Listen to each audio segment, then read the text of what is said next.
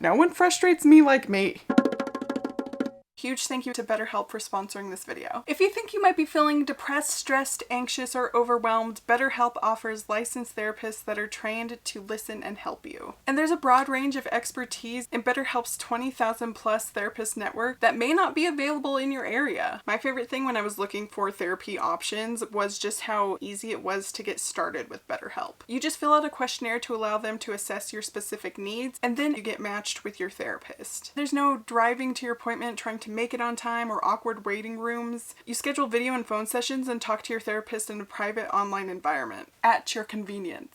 Plus, I love that you have the option to exchange unlimited messages within the app anytime you want. Everything you share is completely confidential. BetterHelp is dedicated to making great therapeutic matches. If for whatever reason you don't mesh well with your therapist, you can change at any time free of charge, and it's easy to do so. So if you want to join the over 3 million people who are taking charge of their mental health with the help of an experienced BetterHelp therapist, you can get 10% off your first month when you go to betterhelp.com/Beatrice. That's better, HELP.com/Beatrice. So what are we going to be doing today, ladies? I'll tell you, the same thing that we do every day, which is try to figure it out. So lately I've been having a lot of trouble with motivation, and I've been feeling like everything I do content-wise or not has been absolute garbage. I did film a Halloween costume video, but I didn't post it because I hated it, and nothing I was doing was turning out the way that I had imagined. That just escalated into me hating myself, and I know that that's not something that is necessarily like kosher to say in this self-love era when we're supposed to be loving ourselves and stuff, but like sometimes you just do. I mean, it might be controversial, but damn, no one frustrates me like me. I just procrastinate like a mofo, but like there's some little voice inside of me that's just like, just do something, anything, just do it. And I do not. There's just so much resistance. I don't know why. I mean, like, I do know why there's so much resistance. I mean, I do have ADHD, and I'm not currently on meds for that. And honestly, I'd like to stay that way if at all possible, you know? Like, if I could figure out how to cope. Like, nothing against meds, if I could be all natural and make it work, like, that would be okay with me. But yeah, I've just been really not nice to myself lately. And of course that led to a binge episode, which just added fuel to the self-loathing fire that I had already created. And so long story short, we were not doing well. But the good news is I eventually got out of that. And I always have like this knack. I think like the best thing about myself is my ability to inject hope into the situation. Like it seems like I get to that place quite a bit, but I always see like a little thread to pull and like hopefully try to unravel this whole issue, which the issue is me. But yeah, I found an ounce of hope, and what do? We dust ourselves off and we try again. As exhausting as it is. But I challenged myself to kind of come up with some things that I can do to cut down on the daily friction that I experience in my life that just makes it so hard to do stuff. I was talking to myself and I was like, bitch, if we figured out like small things that we can do to make our life 1% better over time, that will compound into a significant difference eventually, right? And maybe things that you dread will take a whole lot less effort. And I'm pretty sure that I stole that concept from that Atomic Habits book, which I have read the first few chapters of about 50 times now, but never the whole book. So I am kind of an expert on those first 2 chapters. Okay, so where to begin? I was thinking a bit of a meal prep situation, but not just any kind of meal prep, because I am going to try to recreate the takeout meal that I crave all of the time. We are attempting to make mango chickpea tikka masala, and I am completely winging it. But the dish I crave all the time is actually mango chicken tikka masala, and it's by far my favorite meal, and I crave it all of the time. It's sweet, it's spicy, it's great. I'm making a meatless version because personally I do not like meat warmed up.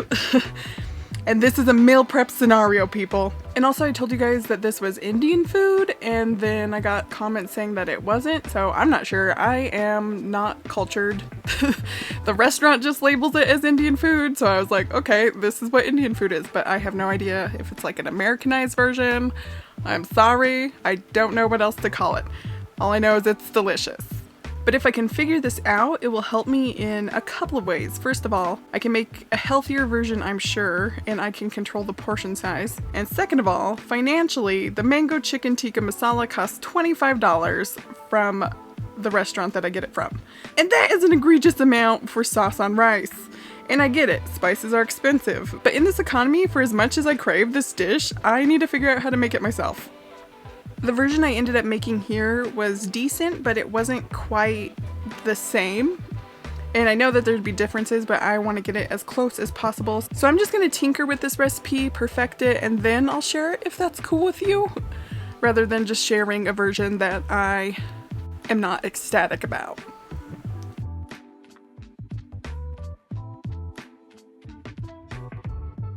Okay, next order of business, we need to move all of my free weights inside on the treadmill because it is getting chillier and it is too cold, and I don't like breathing heavy in the cold because it hurts. Thus, I put off my workouts and then I don't do them. And if I don't do them, how are they supposed to help me? They don't.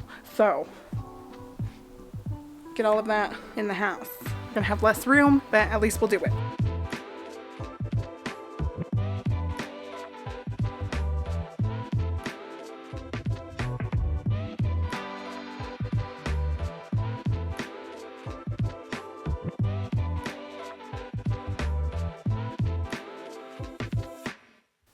Okay, here's the plan. I think because I am not super good at decisions in the morning, that I am going to set myself up the best I can in the nighttime, like establish a little bit of a nighttime routine so that I could just speed through the monotony of the morning as far as like getting up, walking Doug, getting a workout in, showering, getting ready for the day, and just trying to cut out all of the things that trip me up. Like, first of all, are my electronics ever charged? Not usually. Usually waiting on my Apple Watch to charge so I can get a Copilot workout in, or my headphones, sometimes my phone. I'm usually decently good at charging my phone, but there have been times. But dead electronics have definitely been a deterrent in the past. So we got the rat nest of a multi-outlet figured out and put somewhere different so I'm not kicking it all around every time I get out of the bed, because that was a problem. Like, I've untangled that so many times. I don't know, cords in general are hard to organize. If anyone has a better solution to that, let me know. My ass does not know. I'm just doing the best I can here. I also went ahead and laid out my clothes for my workout in the morning. Everything is nice and neat and in a pile there. I put Doug's harness over there. I grabbed him a poo bag that didn't have a hole in it.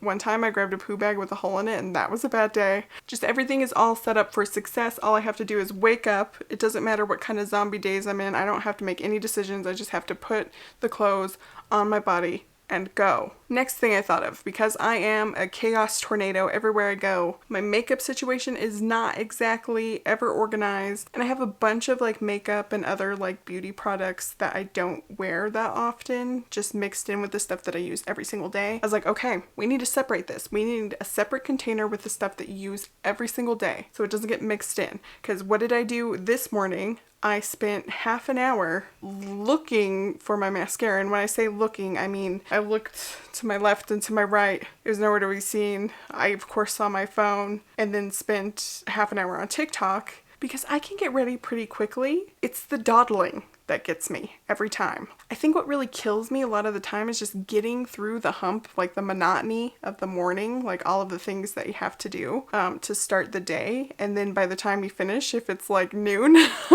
in my case, then you just kind of feel defeated. So I need to kind of set myself up for success. I don't know, but right now I'm going to get a decent night's sleep. I'm going to set my timer for 5 a.m. We're going to start getting up early. We're not going to waste the day away. We're going to get back on some kind of schedule and we're going to be productive human beings, and we're just going to do it. Like, tomorrow you're going to watch someone succeed at doing the absolute bare minimum.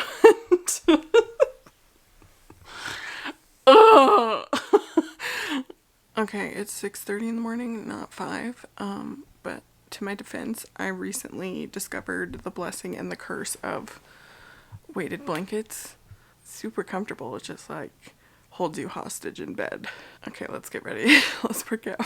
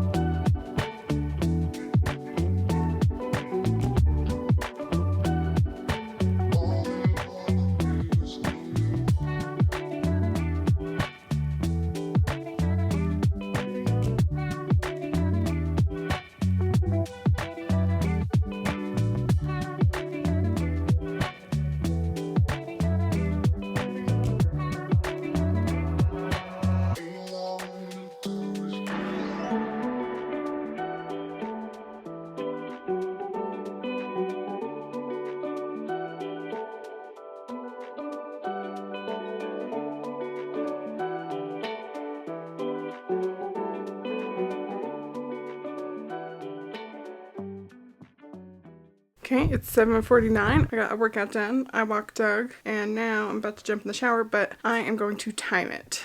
So I'm going to set a timer for 5 minutes so I do not dawdle. My shower took a little bit longer than 5 minutes because all hell was breaking loose with, I don't know, some drama with like the furnace guy and drywallers and who could come in before who and what would make them warranty null. I don't know. But now we're just plugging and chugging, and same thing with the shower. I am going to set a timer for 15 minutes this time and see if I can't get my face and my hair in check. You can't see anything from a glare, but trust me, it's 15 minutes.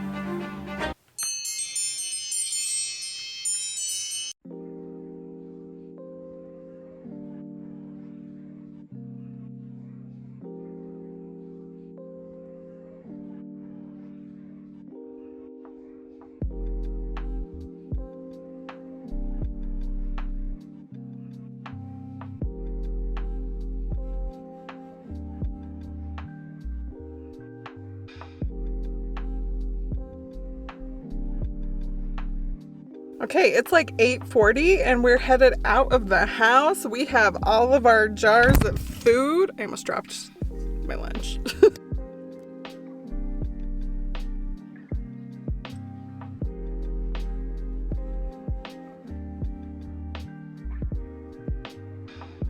Turns out the key is momentum. You just go and then you keep going and eventually you do things. Who'd have thought? Also, last night I was thinking about how like I was in that period of like hating myself, right? And I was thinking about how I don't really give myself slack. Like I'm always like pretty hard on myself when it comes to a lot of things. And then I was thinking about Doug. Okay, I was like, why do I have this animal? Doug is by no means perfect. He is honestly a little shit sometimes, but I still try everything in my power to do the best that I can for him, as far as like giving him the things he needs, giving him exercise, making sure he eats healthy stuff, taking him to the vet, like all of the things. But then I was thinking, why can't I just do those same things for myself? Like despite my imperfections, why can't I just do that for myself? You know, like take care of myself the same way that I take care of Doug. Trying to do what's best for myself as far as like diet, exercise, all these things that I know make me feel better, even if they aren't necessarily what I want to be doing. Why is that so hard? And why do I like almost punish myself, like with the binge eating thing, when I mess up or when I feel like I'm not like accomplishing things? It's just weird. How do you practice self-love and like actually mean it? So that is where I'm currently at, trying to figure that one out, because it's hard. It's harder than you'd think. It's like, yeah, just take care of yourself or whatever, but like deep down, if you still don't like yourself, it's gonna be hard, or you're eventually... Maybe that is the issue to like my whole thing. If I actually liked myself, I wouldn't keep being in this cyclical pattern. I wouldn't let myself get... like the lows wouldn't be as low and they wouldn't stay down.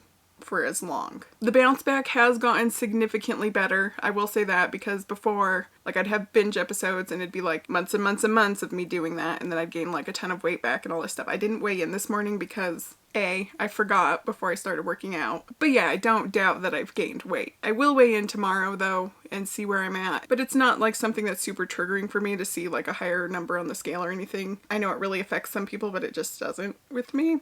I don't know why. I think I'm just like, who cares?